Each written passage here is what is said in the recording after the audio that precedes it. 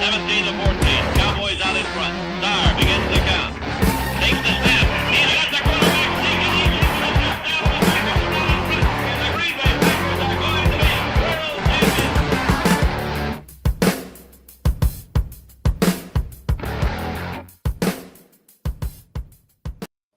All right, what's up, guys? Welcome to Packers Total Access Postgame Show. My name is Clayton. You can check us out on Packernet.com. You can find me on Twitter at Packers_access. If you'd like to email the show, you can send a message to PackersTotalAccess@gmail.com. And really excited to have him on the podcast here today. If you guys are listening on Monday afternoon, obviously we're recording this live on Sunday night. As soon as the game was over, we're going to try to get you guys some updated scores from around the league as well that may have playoff implications involved, although really there's just one that we had to watch. That was Washington. Of course, they lost to Cleveland. But joined tonight from the Packernet Fantasy Podcast, Jacob and Justin. Jacob, what's up, man? Hey, man, how you doing? This was talk about this was a great game because it was we put this one away very early, which is I'm not used to that. Nobody's used to that, especially this year. So it was a great game. I'm very excited to talk about it. So anyways, let's go. All right, Justin, how you doing, brother? Pretty good, man. We just took the W 41-17 against a team that's supposed to be fighting for the number 1 seed right now. Ooh. So how much better can it get, man? The playoffs are in our driver's seat. We win one more, and here we go. Super Bowl run, baby. Are you worried about Detroit, Justin? Are you worried? That's no. a yes. If it wasn't a no, that's I don't know. Yes. I'll be honest. I am. We've lost to them once already this year, so they're no pushover, exactly. and they look like they're ready to play. They look like they're ready to play. But how about that Green Bay defense today? Let's go. The Vikings are what they are, but they have a good offense, and Green Bay shut them down today. Isn't it funny what the defense looks like and how good Joe Barry looks when the players actually play within the scheme and tackle? Yep. First of all, I want to say this, and we're gonna kind of run through the game, guys, and we're gonna give you big play after big play. Hopefully, we can get the sound bites here on Twitter and kind of relive this as we go through in chronological order. But Quay Walker, man, other than the penalty, I'm expecting. Watch me be completely wrong too, but I'm kind of expecting a high PFF grade. What did you guys think of Quay Walker tonight, man? Did he not look violent? Did he not look like he was up for this game? I thought, first of all, that he looked, decisive. Like he looked like he was understanding his reads way earlier than he used to. Because if you look at Quay Walker in the first, 4, 5, 6 weeks, he was reacting. And I think that Quay Walker now is like a proactive kind of guy. He's very aggressive. You can see him. He's digging in and making tackles. He's diving in on those, the short underneath throws where he can diagnose that right away. I think that Quay Walker has definitely made a step forward, and I'm excited, really excited. What do you think, Justin? I didn't see a whole lot of him out of today's game. The one play that stood out the most was whenever he got called on that penalty flag when he slammed. I don't even remember who it was. I'm sorry. He is coming to hit you hard, and he means business. Dude means He gave him the business. stone cold stunner, dude. Like that guy. Honestly, I didn't think that should have been a penalty because it just didn't. I mean, don't get me wrong. It looked like a finisher. That was a finisher move. It was definitely a finisher move. They got the 15 yards on that play, but I was happy about it. Like, yeah. That was one of those penalties. You're like, show moves, boss boy. Hey, listen, I'm just gonna be honest. Like, if I had known how the game was going to end, I would have probably felt different in the moment. I was a little bit like, "Come on, Quay!" But at the same time, if you're going to get flagged for 15, the way they did it, I was like, "That was worth it." Right? Wasn't that kind of the element of the whole game, though? Like, I feel like the Packers defense just kind of punched Minnesota in the mouth the whole time. That's something we've been waiting for the Packers to do for forever now. It all started with I know Jair has got all of his criticism throughout the season, but it started with that man right there. He punched Jefferson in the mouth from the very beginning.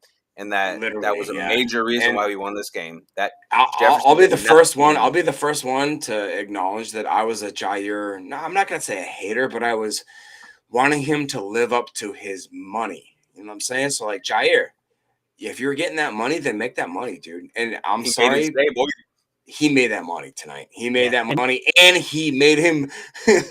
Jair gets in his head. Like that's a different level. That's a different level of like punking on people because like you can just be a good defender, and then when you knock the guy down and you do his gritty, oh my god, my god, it was done, bro. It was done. When you do. That's a little bit nervous. Like whenever honestly, one of the opponents did Rodgers the belt celebration, we always win. He did and I'm like, oh, there it is. Yeah. Dang I said the same thing. I was like, bro, I was doing the gritty way too early, but dude, he shut him down. I think Jefferson, what did he get? 1 catch for 15 yards, something like that. Yeah, and it wasn't even on Jair. It was not. It was. I don't know who's defending him, but it was not. Yeah, Jair. He was targeted 15 or 5 times. Can we talk about Keyshawn Nixon, y'all? Yeah, he was targeted 5 times and only had 1 catch for 15 yards. And I'll say this, Jacob, you can sit here and claim that you've been the biggest Jair Alexander hater, but I'll definitely wear that crown because I'm like, man, shut up, do your job. We both don't did. Be mouthy. I'm telling you right now, when he did the gritty, that's the moment that everything changed. I'm not gonna lie, that was a good looking gritty. I think he does it better than he Jefferson. did it great, dude. That was I'm a 40-year-old Caucasian. I don't know what a good I'm just saying at that point. No idea. But anyway, let's do this. So Jacob actually mentioned the big play there from Keyshawn Nixon that really started things off. Let's go right to it. This was in the first quarter, 10:38 left. Minnesota was up 3-0. How about that defense standing tall and holding to a field goal? But here goes Keyshawn Nixon. I love the reaction from Romo and Nance here. Let's go. Only 12 yards total for both teams combined. No first downs. Look at that camera work. Look at this is Nixon, who's dangerous. Oh, here he goes! My goodness! He's taking it the distance. Wow, dude. You talked about how dangerous he is. That's awesome. The most kick return yards in the NFL. And he shows it right there. He had the 94-yard kick return. Look at that Lambo leap, baby. And here he is again. Look at him. I love it, dude. Love it, love it, love it. It doesn't get any better than that, fellas. I was absolutely losing my mind when that happened. I thought my wife was going to kill me. I'm jumping around the house, like swinging my arms, like, he finally got one in. Dude is an absolute stud. Absolutely. Well, in the chat here, we got Goose. He said Vikings confirmed frauds. Then he went on to say, like we were talking about, the Lions are no joke. I definitely agree with that. We got Bill Ryan in the house. Thanks for taking the time to hang out with us, buddy. He said, what is it with the refs? The first bomb to Watson and no PI. Completely agree, man. Twice I feel like he was pass interfered and they didn't throw the flag. And again, Rodgers overthrew him a few times tonight. But also, man, he dropped some dimes that didn't get called for PI. I don't know what's going on with the officials there. And of course, go ahead. I honestly think that I'm convinced that Christian Watson is not going to get a pass interference call for the entire season. Dude has been grabbed, pushed over, tripped, everything, and then refs just nope, didn't see nothing. No, he's how many times is he going to get? He's been family-friendly word. Violently, abused. I'm not even gonna lie. He's been violently abused, and I hate to be that guy. Nobody wants to be that guy. I'll be that guy. I'll call it every time. I don't care. I'll be that Twitter guy. I'm just saying, there's a certain situation where you're like, yes, that's a flag. I'm sorry. Like, that's just what it is. Anyways, Clayton, you want to keep progressing? Because, gosh, this is such a good win. I'm just no, it was here. Let's go to Goose. Help but grin the whole time. And go ahead, Clayton. Sorry. Yeah, Goose in the chat said, "Can we talk about how the DBs got to molest Watson?" Wow, again, unpenalized. It's like Deshaun touching masseuses. Man, I don't even know why I read that. You trying to get me canceled out here? Yep. Anyway, let's go. I was going to say, am I allowed to say that? Yeah, no, you're not. That's the word. That's the word I was trying to use for the way that Watson was being handled on those passes, but I didn't think I was allowed to say that. So the next big play here came in the first quarter. 5:33 left. It was 7-3 Green Bay, and of course, from the kickoff, return for a touchdown by Keyshawn. This is Rasul Douglas breaking the pass up. Darnell Savage getting the pick 6. Now, kudos to Savage. He was in the right place, right time, made a play on the ball, took it to the freaking house. You've seen that speed. You've seen that athleticism. But you got to give the play to Rasul Douglas breaking this ball up. Look at the as Brady Papinga once said, the aggressivity. Watch this. Jefferson to a slot to the right side. There's the pass down the middle, and it's broken up and intercepted. Off the deflection, it's picked off. Savage got blockers in front. Only Cousins is down there. He won't get him. And the Packers have a second return in the opening quarter for a touchdown. What a kickoff. What a pick. Unbelievable. What a job by Douglas. Baby, get up there, Savage. Douglas has to step up. Hey, man, that is a guy who has struggled a lot, right? I mean, we've not been shy about talking about it. But, man, I'll tell you what. I'm so glad to see him get that play because Clayton, was he so he was not, if I'm not mistaken, Rudy Ford was probably in there as the the free safety or the strong safety. So on what defensive scheme was Savage actually out there where he got that pick? Can you diagnose that thus far, or do you need more time? It's too early. Yeah. I try not to do that right after the game because it's so easy to screw it up. And I'd rather be accurate. Because basically, like Savage, like we basically benched the guy, right? He's been benched. Yeah. Mm-hmm. So the fact that he came in there and got a pick 6, I mean, that's like Clayton said, though, he was kind of just in the right place at the right time on that one. And honestly, when that happened, I'm jumping around my living room, freaking out, and Nicole ate me alive because she said, "Oh, that's she punched you in the face." No, she's like, "Yeah, whatever." She's like, "That's the guy you bought his jersey, and you've been talking so much crap about how bad he is. He's the worst player on the team. This, that, and now he gets a touch." I'm like, "All right, you know what? Listen, he was in the right place at the right time." Dude, I love that girl. Mandy really liked Nicole when we went to Green Bay there for the Rams game. She was like, I like Nicole. Nicole's real. And it sounds like it, bro. She ain't cutting you no slack. And that's probably why Mandy likes her, because Mandy's the same way, dude. Mandy eats me alive, dude. She don't play no games. She'll be the first to call. She'll give me that look. Yep. Like, boy, I've been with you 23 years. You think I can't tell when you're being full? It's hilarious that both. I thought when I met both of my Packer that family, they'd be big. No, their wives are running their lives. I'm just telling you. It's Mandy and Nicole podcast. That's what's up, bro. That's the Packernet Mandy and Nicole podcast. That's what's up, dude. That's right. Hey, you can slow down. You can believe me. Anytime this podcast goes live, I promise you I got permission before I do it the way it is. But Goose in the chat said, "Don't be a coward. Read my message, Clayton." No way, dude. I got a family to feed, man. I ain't getting canceled. It's funny that my video's not working now, too, because my 2-year-old is just coming up, wants to sit in my lap. I love it, dude. God, I wish it was working. Bill Ryan said, sign Nixon now. Can I get an amen, dude? We have got to get that guy under contract. Get Keyshawn Nixon back. This dude, I mean, for sure. I think they said he's leading the league in kick return yards. Is that right? Oh, no. Yes. Yeah, for sure. Absolutely. Yeah. And he's only been doing it since, the beginning of November? Halfway through the season. Yeah, dude is Devin Hester level. Let's go. It really is. Ooh. Like, as silly as that sounds, I know Hester is like arguably the greatest of all time. But what this guy has done now, this is it's bittersweet for me because it's like we've got a dog. We need to re-sign him. We need that aspect to the special teams portion of our game.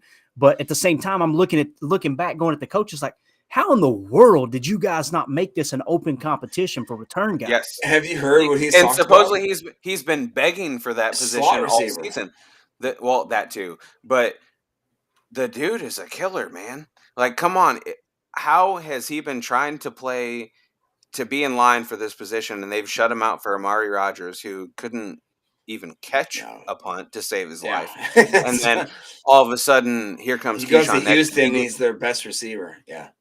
Keyshawn Nixon gets an opportunity, and all of a sudden he has half the opportunities as the rest of the league, and he leads the league in kickoff returns. Let's go. Yardage. Let's go. Keep giving it. Let's go. Perfect time. Absolutely. Let's get hot. Let's get into these playoffs, and let's move. Definitely. Now, we got Goose in the chat said, how about Savage having a great day? Talking about what we were covering just a second ago. And dude, I've been the biggest Savage critic, right? And I called for Rudy Ford to start over him early. And I know Rudy had a great game today, too. Rudy play good.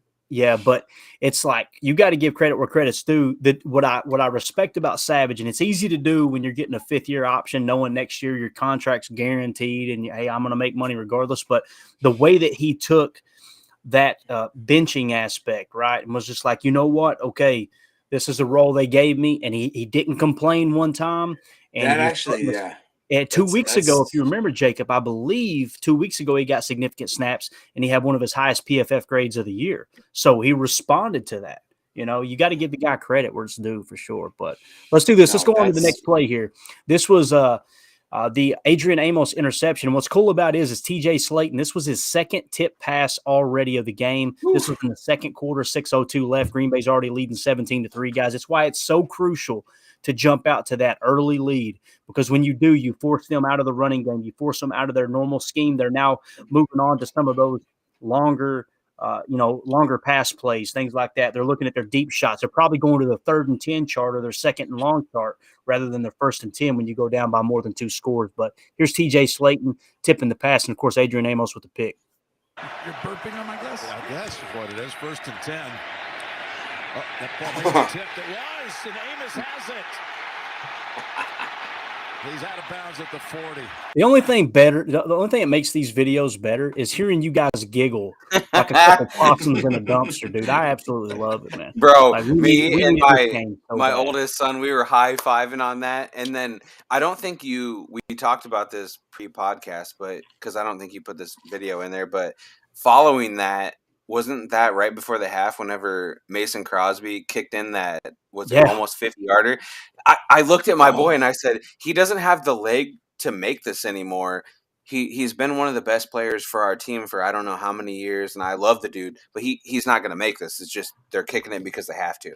And then, was it a few years ago, the Bears doinked a kick out, and then here we go going into the playoffs, and Mason Crosby dinks one in from almost 50 yards. It was awesome. I'm sorry, that was doink it in. That was it was so good. Definitely. So good. Here we got Bill Ryan in the chat says, I'm old enough to remember Travis Williams on kickoff returns in 1967. Bro, tip of the cap there. If it happened before 82, I don't remember much about it, Bill, to be honest with you. But all right, let's see. We got Jason Newell in the house. Said this might be putting the cart before the horse, but assuming the Pack wins, how do we want the other games to go next week? Wild card away at San Francisco seems terrifying to me. You know what? Here's the way, and Jacob and I were talking about this offline, Jason, and appreciate you hanging out in the chat, man. For me personally, we're playing with the house's money. There is nobody that expected the Packers to make the playoffs at the midpoint of this season. So you know what I say? Bring us the toughest opponent in the worst condition, and let's just go down freaking swinging. Same thing with Detroit next week. We may lose to Detroit. Detroit's a solid team, and they definitely got heart. They play the game the right way. Jared Goff is, in my opinion, outperformed what people expected him this year. But at the same time, we're the wounded dog. We're the dog in the corner that's been beat up all year long, and we're going to come out growling and biting, period, case closed. So I'm not scared of any matchup, because at this point, if they lose next week, I still am proud of the Packers and appreciate what the coaching staff has done to put this little run together and actually compete. But what do you think about what he said there, Jacob? Well, so if I'm not mistaken, this next week, it's going to be a dogfight, right? Oh, yeah. Detroit has something to play for. We have something to play for. I mean, clearly we have something Correct to play me for. if I'm wrong, but winner gets in, right? Or no? That's it, bro. Yeah, winner gets dinner. Winner gets dinner, bro. That's what we're talking about. Oh no, Coach is here. How you doing, Coach? fellas? Sorry I'm late. Sorry to interrupt. I don't have a ton of time. I was kind of joining in on Twitter as we were going through some supper stuff. And guys, a couple of things here real quick, if you don't mind me just kind of verbally. Absolutely. Let's go. Talk it. You guys, you hit the nail on the head that, big players have to make big plays. You talked about Nixon. You talked about Savage. You guys talked about Ford a lot. Like that it's all good stuff. Talking about Aaron Jones, my boy. I was gonna say, is that an Aaron Jones shirt? I love it. I think that's an Aaron Jones shirt. It is. Oh yeah, dude, that's man. Camp. Yeah, I was coach of the camp for him. Yeah, so humble brag, right? But the dude that nobody's really talking about because some Packer fans are kind of hit or miss on him right now, dude. Number 81. Josiah DeGuara in the run game is a straight up dog. If you can put a receiving threat on the line of scrimmage and have him scoop a backside inside linebacker with a full head of steam, and not only scoop him but railroad him, Clayton, I'm sorry, man. I know I'm kind of taking some of the wind out of your sails here. You're for good. what we go through tomorrow, hopefully. But man, that dude is just that's nasty. That's a tough block. And not only did he make the block, he owned the block. He absolutely disintegrated the backside inside linebacker in a pursuit angle, popped Aaron Jones for 33 yards in a pretty crucial point of the game. Like, guys, this is big time stuff. This is that complementary football that we've been talking about this whole time, right? That piece of the Packers puzzle that was always missing in the first, 10, maybe even 12 games of the season, whatever. Now coming together. These dudes really starting to understand how complementary football works around the core and then owning the role. Guys, this is something special. I'm telling you right now, this is something different. I love it, dude. Love it. Let me ask you this, because I know you said you gotta go kind of quick. Something that I picked up on during the game is it seemed like the ball was being snapped while DeGuara was still in motion. It was almost like I couldn't tell if it was a delayed motion or a quick snap. Did anything stick out to you there specifically? Did you notice the same thing? Kind of what stood out to you there? Yeah, for sure. That's definitely intentional. If you're getting a guy in motion, especially against a lot of zone coverage, as we talked about, Clayton, when you change formations, and this is what Green Bay used to be so good at, and they're kind of starting to get back to it, is, formation and leverage at the line of scrimmage. When you put DeGuara or Big Bob Tunyon or anybody really in motion against a predominantly zone team like Minnesota, they have to bump, right? So then the defense is always a half step behind, and it doesn't seem like much, but these are the layups that Aaron Rodgers takes, with, a quick throw to the flats and you're stealing 5 yards. But the big thing is in the run game, because now all of a sudden you have the angle, you have the perfect blocking angle in the run game, and now you can hit the edge, even though maybe, your tackles aren't great, or maybe the defense aligns, in a spot where it's really like a wide 9 or a stout 7 or something like that, where it's a really tough block.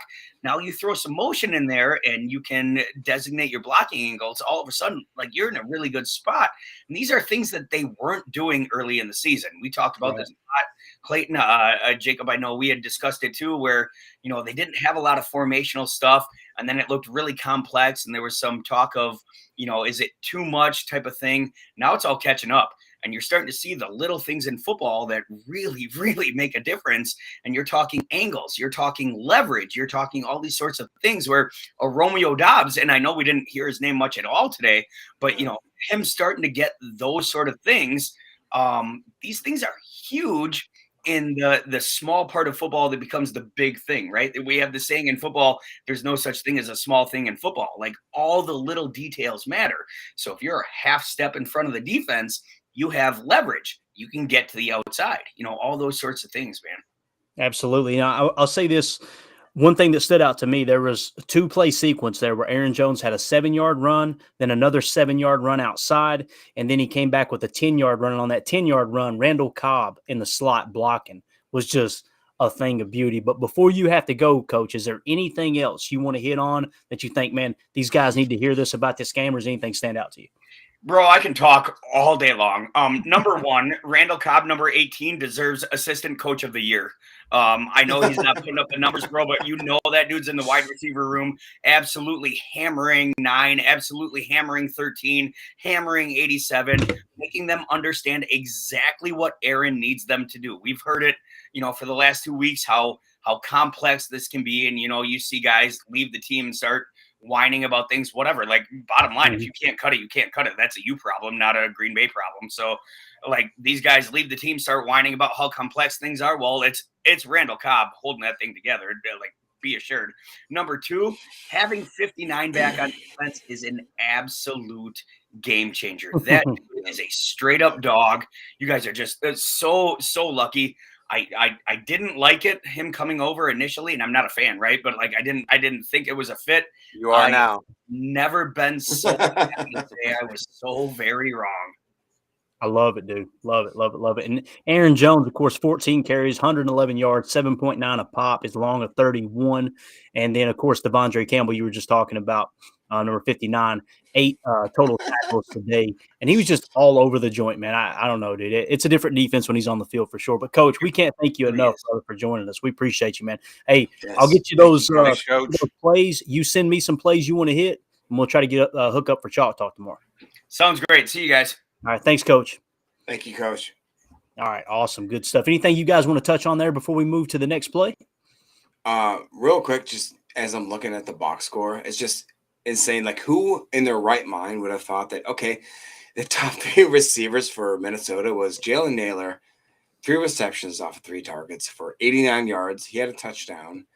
KJ Osborne, 7 receptions off of 7 targets. And then Hawkinson, 7 receptions off of 12 targets for 59 yards. I'm just saying, like, it's that did not look. I didn't have that in my bingo card. I did not.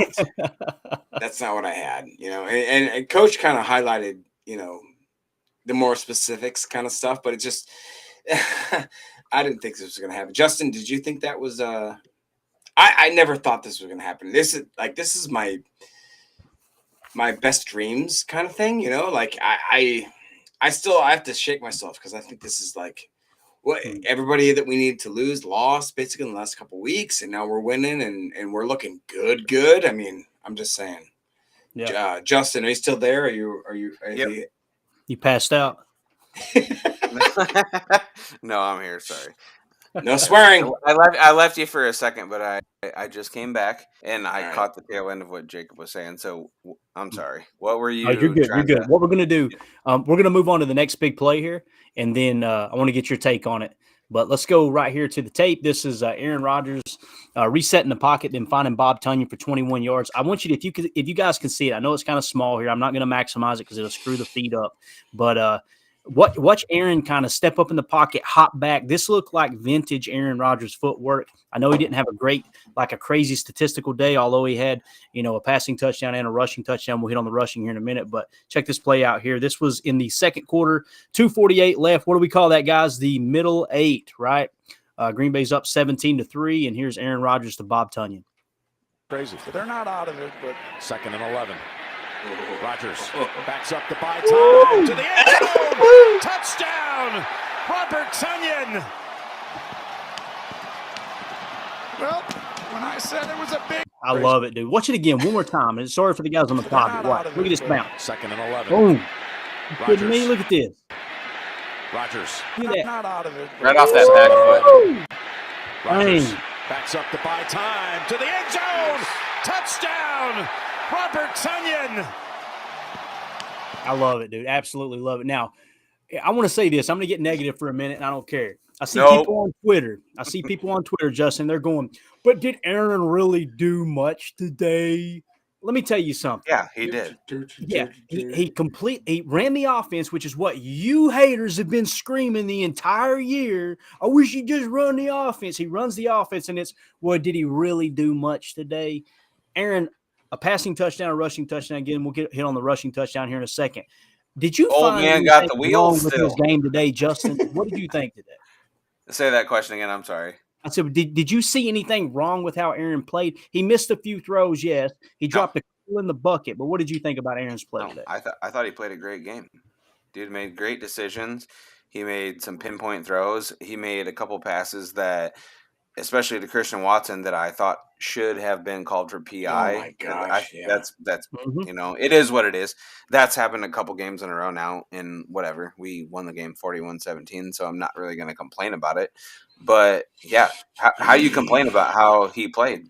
He played good football. He was making pinpoint throws, and he's almost a 40-year-old dude, and he just ran in a touchdown or a touchdown.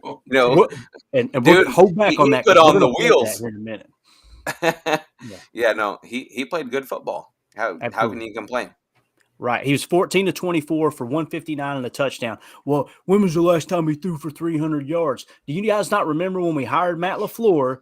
What was the first thing Rodgers said? The day of all the stats are over, guys. Yeah, This team is geared different. And what did he do? He goes out and wins back-to-back MVPs. Well, he can't win in the playoffs. Okay, now it doesn't matter what he does. The goalposts are always going to be moved, period. He is not the quarterback he used to be. I get it. And I don't even know if he'll ever play at an MVP caliber again. I don't know if it's the injuries. I don't know if it's, he's playing, this is the drop-off, whatever it is. But when you have a day like today where he got them in and out of the right looks all game long, the running game was just freaking on fire. He didn't deviate away from the running game. He dropped a few in the bucket to Watson that should have been PI. It didn't get called. He didn't get frustrated. Yeah. What did he do? Move on to the next play, and you come out and boat race the Vikings 41-17. Jacob, talk to me about it, man. I'm so mad I can't. I'm just saying, man. Like I am guilty of being one of those guys that, I was saying pump the brakes. I will. I was one of those guys that let's see how it plays out, and I am comfortable sitting in that seat now, where I said that maybe if Rodgers decides to get on a ride and he starts, doing Rodgers type things, then let's ride him. And here we are. We are riding Rodgers, and I'm freaking happy about it. It's going to be awesome. You know what I mean? Like, we had a great Christmas Day. We had a great New Year's Day. All we have now is just to wait. We just got to wait. We just got to beat the Lions one time, and then we're in it, bro. We're in it, and we are in it to win it. And I'm so excited. And I don't care what anybody has to say about, any of the Rodgers hate or the love stuff. That's tomorrow stuff. That's tomorrow stuff we're gonna deal with. I'm here today. Okay. I'm here today. We're dealing with Rodgers about to win us a Super Bowl. That's what I'm doing now today. That's what I'm going on. As soon as we lose, then okay, the situation changes. We have a different conversation. But today, I'm feeling it. I hope that all the Packer fans are feeling it. We are going hard in the paint for Rodgers for the Super Bowl. Let's go. I don't want to get weird about it, but if we beat it, well, yeah, duh. I talk to you every day. You know that. When you preface it with, "I'm not gonna get weird." Well, I'm trying not to. But so if we do beat Detroit next week, and just think about the parallels between this season and the last season, we won the Super Bowl. That's what's up. Nobody thought we were going to do it. We got hot too many right injuries. at the end. Yep. How many games would it be in a row that we are winning right now to get into the playoffs? Getting hot right at the right time against some good teams. Just saying. Do it. Absolutely. Yep. And Bill Ryan in the chat says, imagine Rodgers versus Brady once again. That'd be exciting. That'd be something else there. Yeah, maybe this time the refs won't screw us. Yeah, exactly. And Goose said he had a couple of off throws, but other than that, he was masterful. Just take all the non-calls and think of what his and Watson's stats would have been. Believe. I completely agree, man. And again, I don't care how we win. I'm just interested in winning. I just crack up of the fact that you have the best win of the year for the Packers, 41-17 over the Vikings at Lambeau. Lambeau was loud. It's in my notes. Several times they either forced a timeout or forced a false start, right? Everything went great tonight. And then you got people on Twitter that want to jump on there and go, yeah, but Rodgers wasn't great. Shut up, dude. Get away from me with this. Anyway, let's move on to the next play. This was A.J. Dillon. This came in the fourth quarter, 14:59 left. Obviously, the first play of the fourth quarter. Green Bay's up 27-3, and the quad father himself, Quadzilla, jams it in. Let's see here. Here we go. First and goal. Dillon got the shove. Got the 6. That's now 6 rushing touchdowns in 5 games for A.J. Dillon. This is what we said early in the year when we had. Look, you got Aaron Jones on the violin. Elton Jenkins dancing. Look at Aaron right there on the bass. Did you see it? Here we go. Look at Aaron Rodgers right here on the left, guys. Watch him come sliding in on the base right here. Look yes, this is the shot that I saw. This is the shot that I saw on live TV. That's the one I was talking about. Now check this out. We're going to try to maximize this. I'll probably regret it, but we're going to do it anyway. This came. This is a tweet from. It's Katie Brown. She's an awesome follow on Twitter. Big Packers fan. Check her view out. She was at Lambeau. Look at this view right here. Rodgers playing this bass guitar. Get him. Oh, that's awesome. A snap of the best, man. I still He had the base all up high on the chest and everything. Yeah, he's going up though. Well, I'm going to say I this. still have Hey, the look, bass, but I know you guys aren't musicians, but when you play the bass like that, it's all up high when you finger slap it. hey, look, here's the deal, though. If we got Coach Hahn back in the house, if you no, look, Jacob, you got to get I'm up trying. I'm trying to get up high. Yeah, I'm slapping Coach the Hahn right bass. in time, man. What's going on, Coach? You playing the bass guitar over there? Two things. Number one, yes, I did play the bass guitar in a touring band. I played it terribly. We went verse, chorus, bridge, chorus, repeat. I was awful. Coach, I thought you were a good bass player. I never did that. I wasn't ever good enough to do that. It was always like the whole Mark Hoppus Blink 182 thing. So I was terrible. So there's that. You guys don't know this, but Coach played in my hometown before we even knew each other. Yes, I did. Really? I played a sold-out show to 13 people. It was wonderful.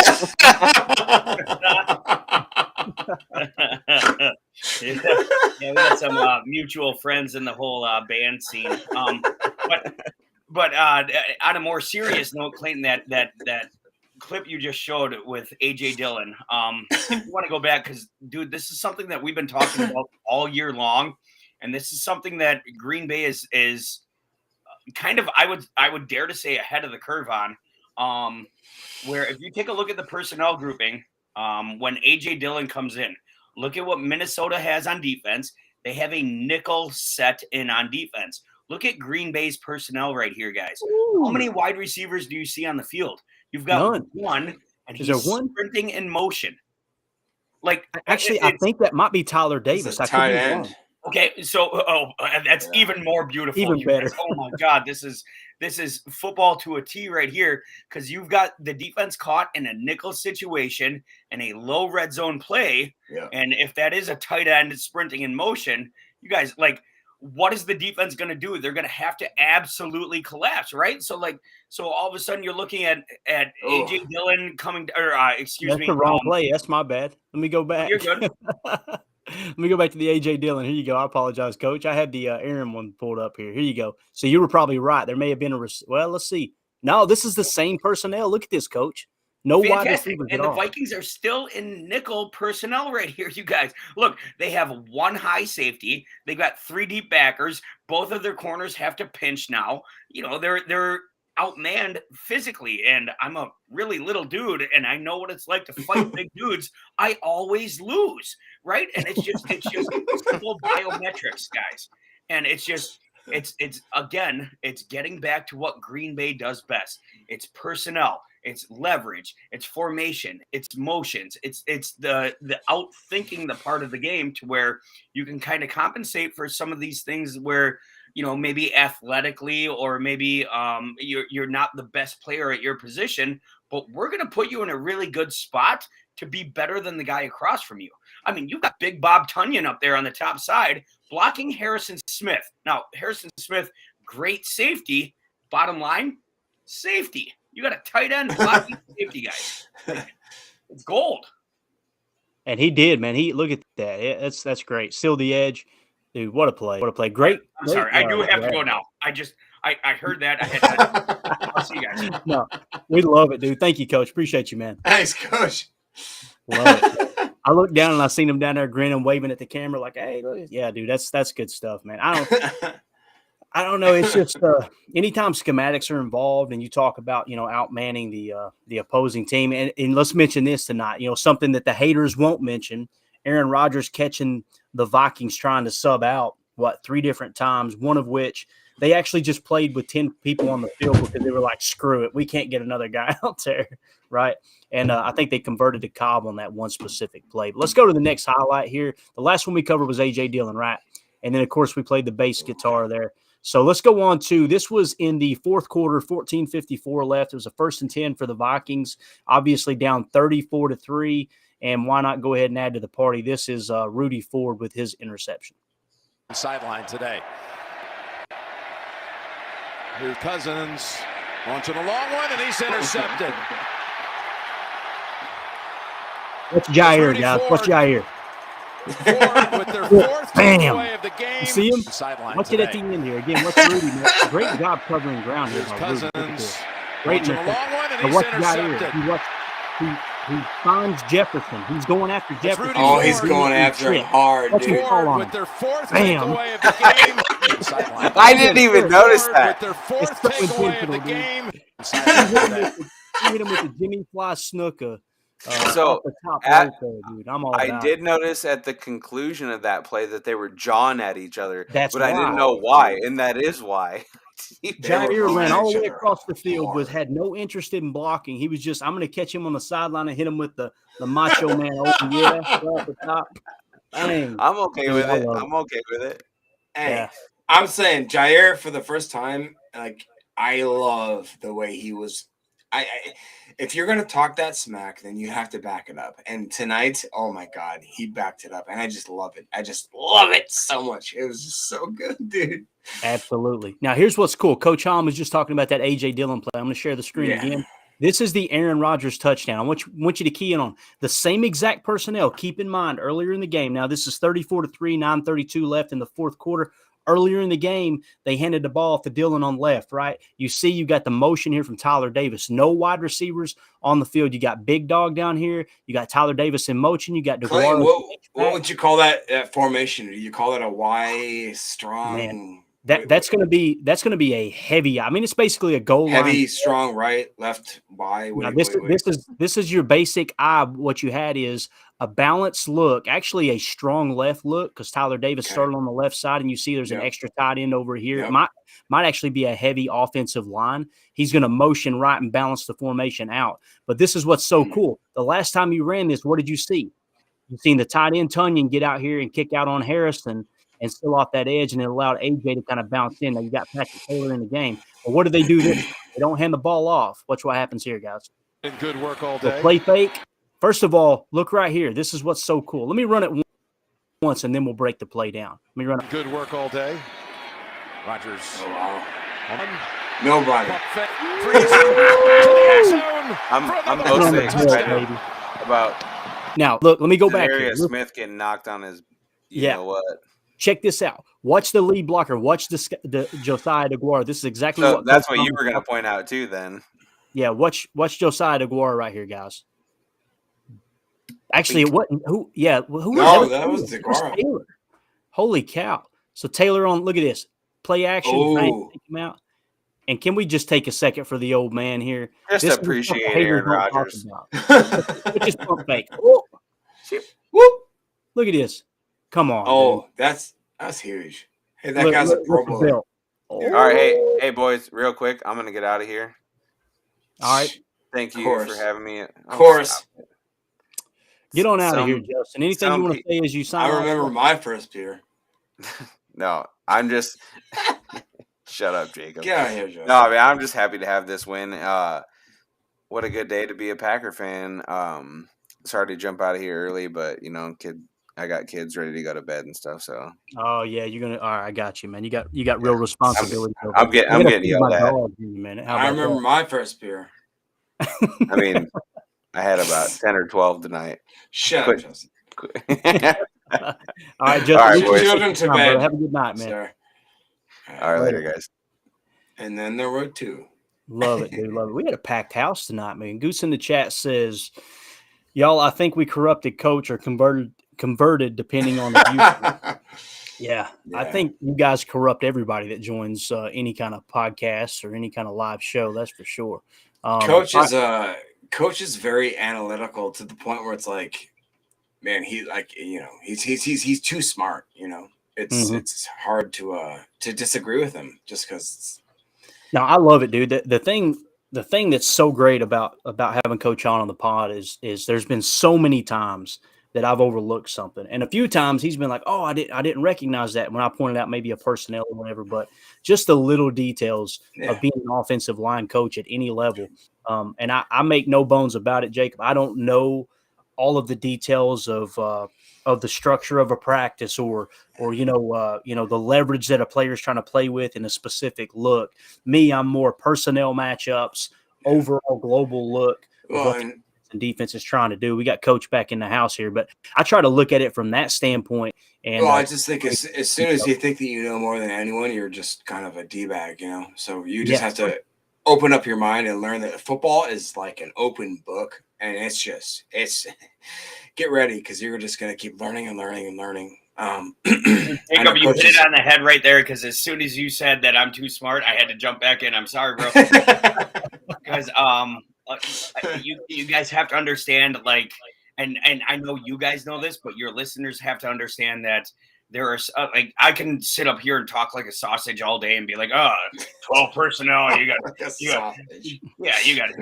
Wi-Fi and like all that sort of stuff. Like, but that doesn't mean anything when you actually sit down and talk to football people, because you get around some of these guys. I was blessed, 2 years ago to be able to go into the Don Hudson Center and actually learn what the Packers do for install stuff. And it's like, and they're not telling you everything, right? Like, that they're just giving you kind of a base model of what they do, but they speak it so fluently, and it's so apparent that it is a massive part of their job on a coaching level, and then obviously on a playing level, to where like you might think that I know a little bit about football, but I know, like, I have no idea. Like, these guys have forgotten more about football than I know.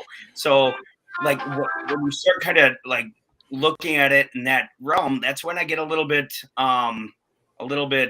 queasy, I guess, a little apprehensive when you hear the fire Joe Barry, fire Dom Capers, fire Mike Pettin, okay. All that sort of stuff. Coach, can I interject real quickly? Please. I am acknowledge, like, I understand that I am one of those guys. I'm one of those fans that's like, fire Joe Barry. I now, after I look at the analytics, after I look at the stats and all that kind of stuff, I'm thinking maybe keep Joe Barry for the next season. And now tell me why I'm crazy, or tell me why I'm stupid as to get the initial reaction as to why I should fire Joe Barry. Because when we looked at some of the stats in the beginning of the year, maybe you could understand some fans, let's fire this guy, let's do this. But I am on the guy right now, and I am acknowledging that I have been too like harsh. Intervention, Coach. I've been too harsh. Coach is honestly like, Coach, guys, I'm telling you right now, Coach is a very smart man. He will literally like interject in between while the Packer games, while we're talking shit to each other. Sorry, talking smack to each other. Oh, there it is. I'm so sorry, Coach. Oh, shoot. Smack. You're good. And all of a sudden, Coach just kind of chime in. It's like, yeah, you're right. And he has this kind of very grounded, situational perspective that kind of like, it's very grounded. So can you maybe speak on that as to why we not jump on the Fireberry stuff? Coach, the last 6 games, I'm sorry, but guys, we're looking very, very good. Coach, can we talk about that, please? Yeah, for sure, man. And I totally get where that's coming from. It's coming from like your emotional investment in the team. It's really easy for me to sit back and watch the Packers play because, aside from being friends with all you guys, I have zero emotional investment. I really like Aaron Jones. The Packers have been really, really nice to me. They've been very kind and welcoming. But I'll be honest with you, if the Vikings or the Bears offered me a job tomorrow, I would take it, right? So, like, I would too, by the way. Let's be honest, right? So shut up, Clayton. There's that part of it where I get to at least distance myself there. Okay. On the flip side, as you're looking at it and you're watching this defense develop and evolve and grow, and our good buddy Sam Holman would be a much better resource for this than I, because I'm an offensive guy. He's a defensive guru. I would never want to see him on the field, but like he's the way that the defense is evolving kind of goes hand in hand with the way that football is played, right?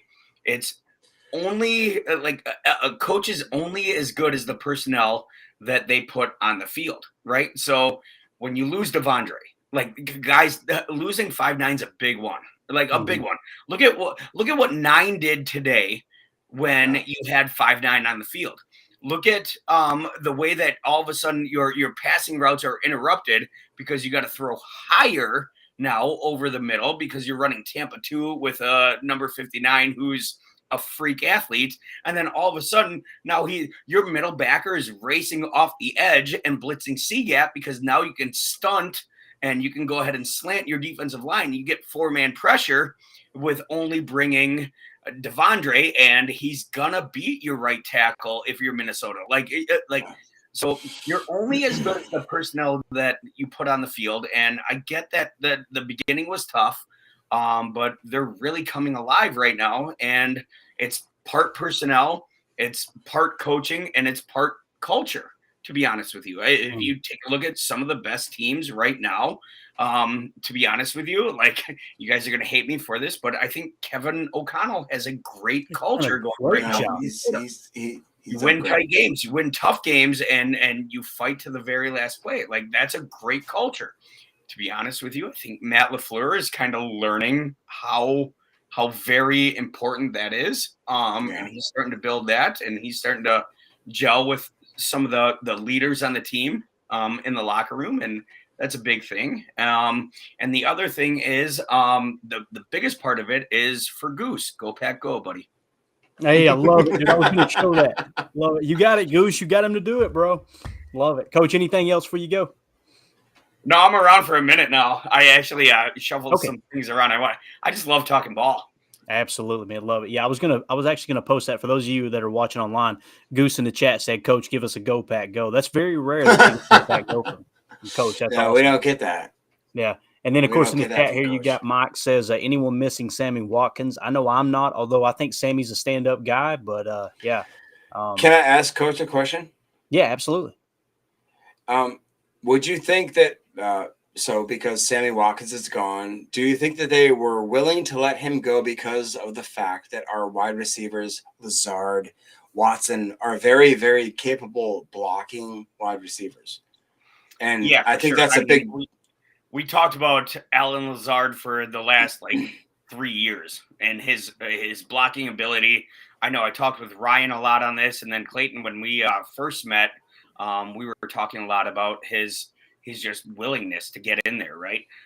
He got fined for blocking 3 guys. Yeah, that is Coach, be careful. You're gonna fine us. You're gonna fine us. Bro, that's the best way you can spend $10,000 ever. Yeah, give me that. That is so. We have in the program what we call honorary offensive linemen. So when I kind of took over our offensive line in high school, I made sure that it was going to be the best position you could play. Like, they get donuts every Monday and they eat first and they whatever because they're the lifeblood, right? Yeah. Every once in a while you'll find a wide receiver. We were lucky enough to have one this year named Ryan Hudgens, who didn't care about touching the football. He just wanted to pummel people. And he wasn't, he wasn't a lineman body, but he wanted to block. He wanted to hit people. He just that's my kind of dude. And that to me is the receiver you need. And I think Green Bay was so comfortable with letting go of Sammy Watkins, guys, because they knew that they had Randall Cobb. And Randall Cobb can be that dude. We know how selfless he is in blocking. And so you get that Sammy Watkins type of thing there. He can come up clutch if you need him to come up clutch. But the big thing is, you're paying him to be a wide receiver and play, and then you're also getting the added benefit of being an incredible wide receiver coach. And I don't know who the wide receiver coach is for Green Bay. I don't want to take anything away from that guy. But you've seen a difference, right, in the wide receiver play in the last 5-6 weeks. And it corresponds directly to the Packers winning some football games, right? And you see dudes out on the edge blocking, you see dudes running comp routes, you see dudes throwing this up instead of this for their pick routes, right? That's the whole Green Bay thing, the rub route of, I didn't mean to be here, right? That's Cobb to a T, you guys. And that guy is invaluable to the team. You can't put an amount on a guy like that. Absolutely. Absolutely. Very well said, man. And Mike in the chat here says, and this is a great question. The question now is, how does Joe Barry stop Amon Brown? I think he's talking to Amon St. Brown, right? So can I interject real quick? Yeah. It has to be Jair, doesn't it? Because tonight we saw they threw Jair on Justin. Did they not? I don't want to comment until I go watch the tape, but to me, it seemed like when Justin was in the picture, he was begging for him. He was begging for him. So I find it hard to believe that that Jair would not. And correct me if I'm wrong, Coach, because I don't. It seemed like they stuck Jair as opposed to the first game, where they basically let Justin do whatever the heck he wanted to do. It seemed as if this last time that they let Jair shadow him. It seemed almost like he was his ghost, bro. He died. Did you see that? Did you see that, Coach? Yeah, there was a lot of times where you saw him, but Minnesota tried some things, especially early on in the game. Put JJ in the slot, motioned him so that you couldn't cross unless you were dictated in man and stuff like that. So he was like Ja was on JJ a lot. That's not to say he was on him the whole game per se. In my opinion, and this is again a high school coach going against people that I have no business being against.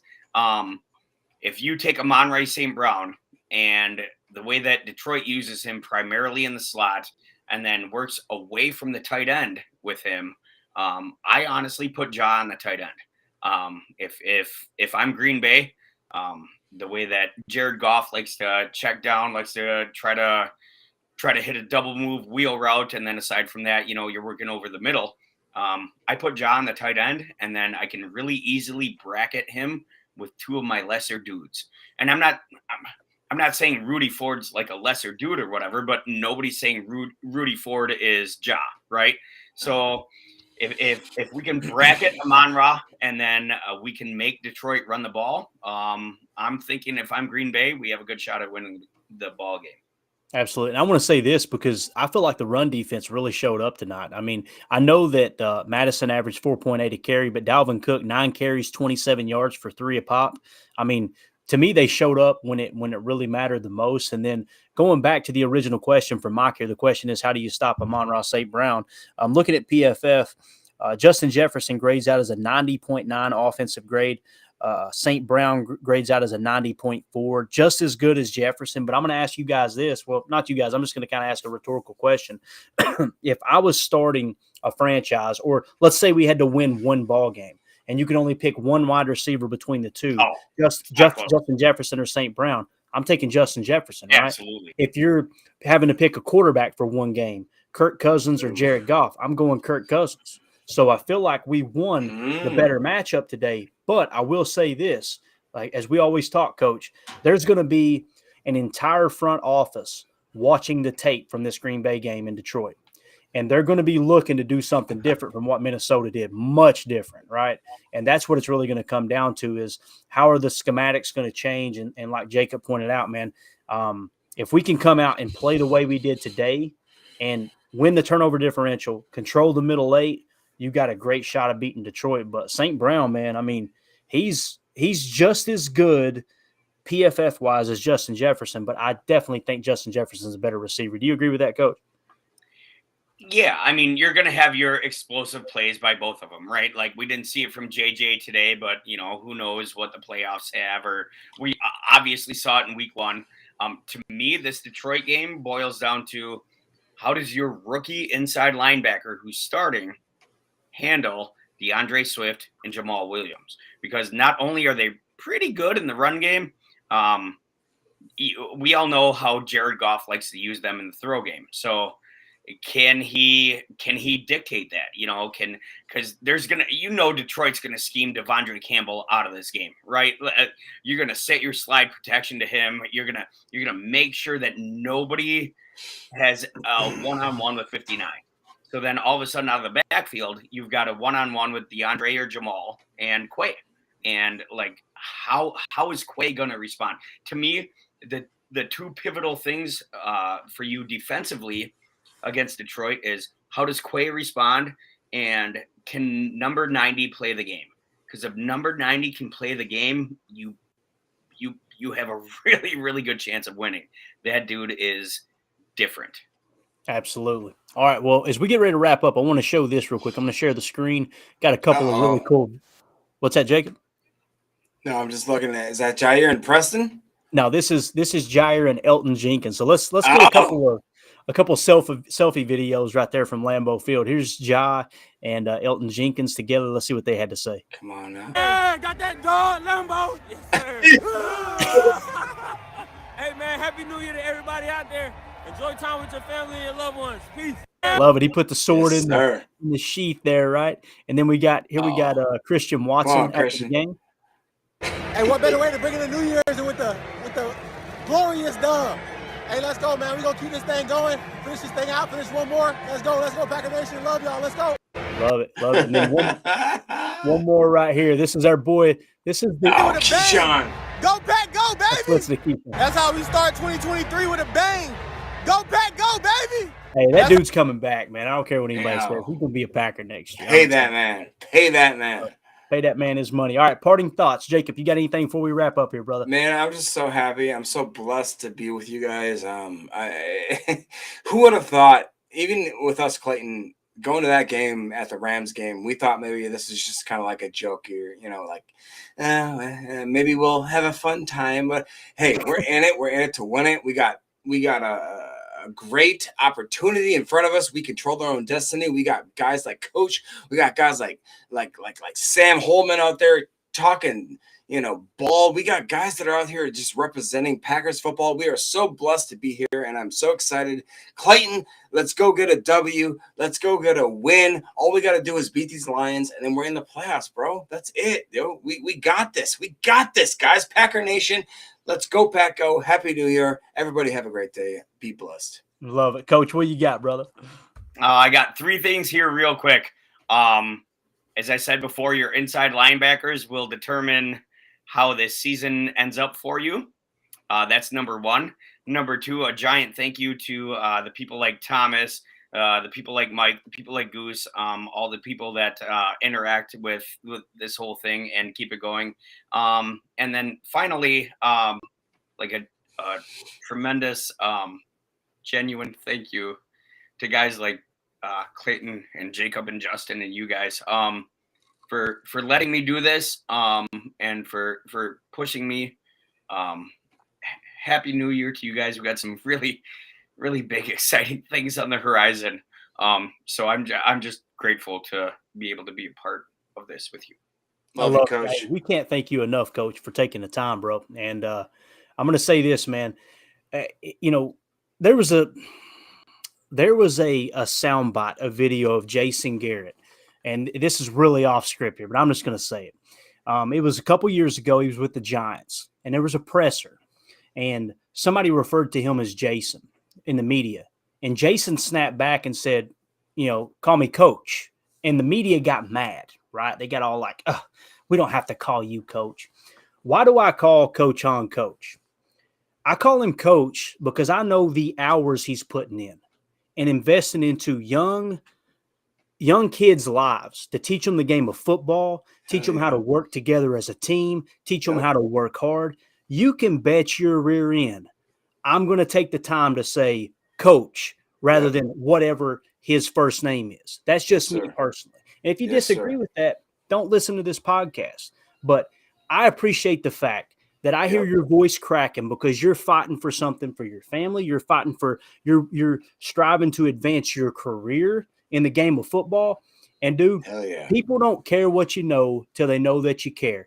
And anybody who's ever done anything significant in life, whether it's business, whether it's sports, entertainment, or anything, it's because they get emotional about what they're doing and they actually give a freaking rip about what it is they're trying to accomplish. So, dude, it's our pleasure to have you on here with us. And we appreciate your time. And again, thanks to everybody in the chat. Love you, Coach. Thomas Austin, man. You said it best there, dude. As we get ready to wrap up, go Pack, go. Packernet fam, you guys are the best. You guys are the best. Yeah, you are. Hey, so we're gonna get us a Chalk Talk segment ready. Coach, you send me those plays that you think are worth hitting on. Send those to me as soon as you can, and I'll make sure we add the time in to do those. Man, there's going to be plenty to pick from in this ball game. What a win! Packers come away 41-17 over the Vikings. Everybody have a great night. Hope you had a happy new year. If you're listening to this on Monday, appreciate you making us a part of the day. As always, let's go out and be the change we want to see in the world, and go Pack, go. Love y'all. Yes. Inches to go. DeVader 17 to 14. Cowboys out in front. Star begins the count. Takes the snap.